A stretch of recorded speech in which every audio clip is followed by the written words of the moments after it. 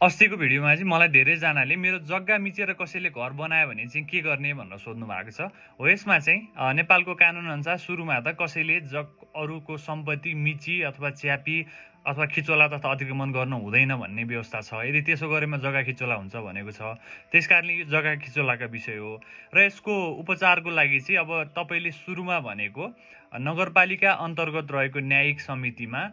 स्थानीय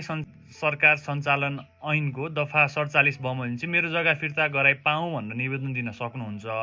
र त्यहाँबाट चाहिँ तपाईँको